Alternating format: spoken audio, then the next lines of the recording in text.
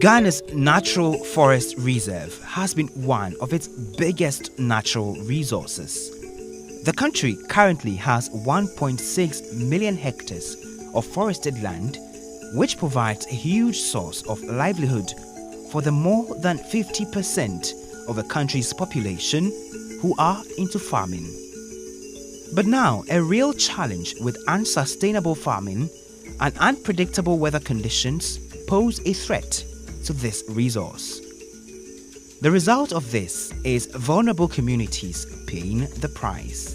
Almost every year, before we came in, almost every year, I can't recollect, when I was a kid, up to this time, 57 years, every year bush burns for Kisi and this type of survivor. People think that's where they can get some meat from the bush to make a living. The country now is in a certain stage of losing biodiversity conservation. And the biodiversity is not only in the timber production and wildlife, but it is also in agriculture. We are losing millions of our indigenous species. And this means that we have to do something about our wildlife situation in the country. One of the most prized forest resources in Ghana is on the Weto range of mountains, which borders the Volta and eastern regions of a country. Our grandparents cultivated huge acres of cocoa farms, but due to the rampant bush burning, the acreage has reduced. All the cocoa got burnt. An NGO came to reintroduce the cocoa business as many years after that. So we are gradually getting back on. In Saviepa, one of several communities located on this range of mountains. Once upon a time, it was a booming cocoa growing town. Now, it's a pale shadow of its former self. Raging bushfires and bad farming practices like burning have made the land less fertile and brought the cocoa growing business on its knees. The degrading forests and the loss of livelihoods of these farmers as a result is part of reasons why the Community Development and Knowledge Management for Satoyama Initiative (COMDEX) project was implemented. With funding from the Japanese government, the Global Environment Facility and the United Nations Development Programme, the project has touched lives in 36 communities over the last 7 years. Under COMDEX, farmers in communities like Saviepa are working to restore what used to be their treasure. In those days, we found it difficult to get access to the good seedlings and seed to plant. But by the help of Abdul and Jeff, the seedlings are always at your doorsteps. You only go to the farm and plant. And they've arranged with Ghana Cocoa Board. So every year they do supply us seedlings and fertilizer, which in those days is even difficult to get money to buy fertilizer for your cocoa. The COMDEX project has touched lives, and the people who have been involved bear witness. Take the farmers at Sanga, another beneficiary community, for example, who have, through their communal work, learned how to prepare their own organic fertilizer to help revitalize their farmlands. We are using the chemical one, but actually, as for the chemical one, if you plant it, the crops will not last. It will take a few days, you collapse. So before they told us that we can do the organic one, they brought it a dustbin to take the dropping of the animals dropping. So we dig the hole and pour all of the dropping for inside. For 3 months after, we remove it and send it to the farm. We apply it from the crops. So we see that for the manure one, the crop is taking last more than the chemical one. So we know that the manure one is good more than the chemical one. We also introduce them to apiculture, which one, it is able to maintain the environment because it prevents wildfire from getting in there. It also enables them to plant more trees to give a cover where the bees can thrive very well. So in a way, the beekeeping activities is helping to revive the vegetation. So with or without the project, this will go on because there's a huge market for honey and the farmers are producing to supply the market. Already they have some groups that are buying the honey and therefore it will continue. The farmers in the Saviepe and Sanga communities are not alone. The work Comdex has done goes beyond just crops like cocoa and producing fertilizer.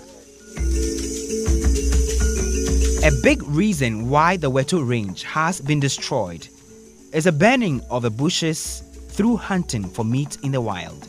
From here right down to Chito, where we are doing this project, bush burning has cut down, has minimized, and hardly do they go and burn the bush now.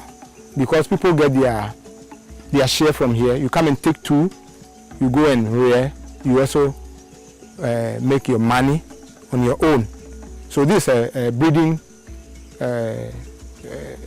station for the societies around here. Comdex promotes biodiversity, and so this project is also working with livestock farmers like those in the Bame community who are breeding pigs aside beekeeping and rabbit rearing to supplement the income that comes from their crop farms.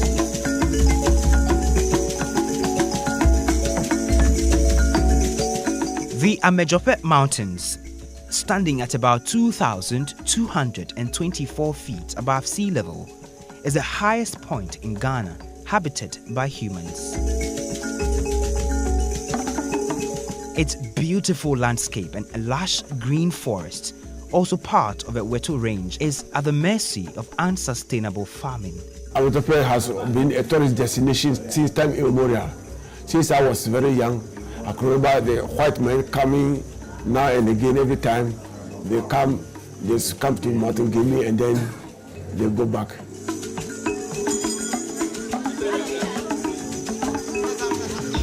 Made the women look very active. Now, the Satoyama initiative is working with the community to tap into the tourism potential of the natural reserve here, whilst ensuring productive farming for the local farmers. It's very important that we keep it open every time. We're not waiting for the government to come and do everything for us. So I try to mobilize the community so we can expand the tourist products in this area.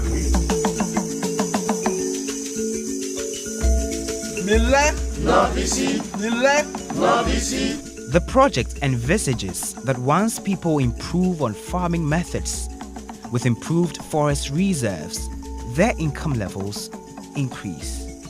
But there is another hurdle. About 60% of Ghanaians, mainly rural dwellers like the farmers on the Wetu range, do not have a bank account.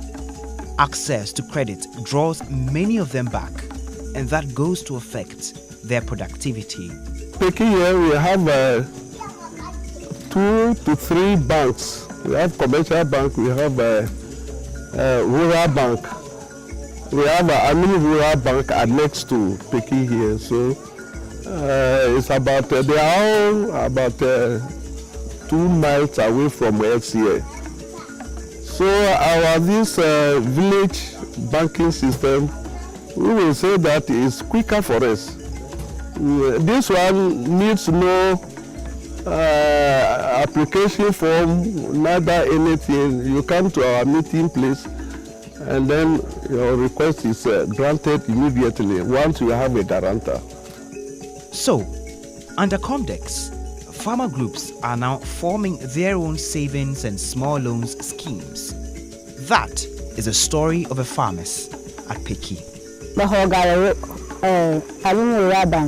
I accessed the facility at the Rural Bank. It was such a struggle, but since I joined this group, I get money 2 weeks to meet the demands. My guarantor has been truly helpful. Anytime I access facility, I pay back diligently. This is faster alternative to the Rural Bank.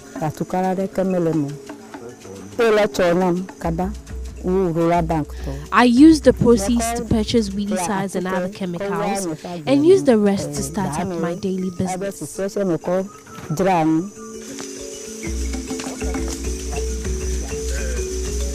The work that the Comdex initiative has done in the Volta region goes to show the amount of change that could happen with community mobilization and the needed resources. About 2,694 households have been touched directly by this project.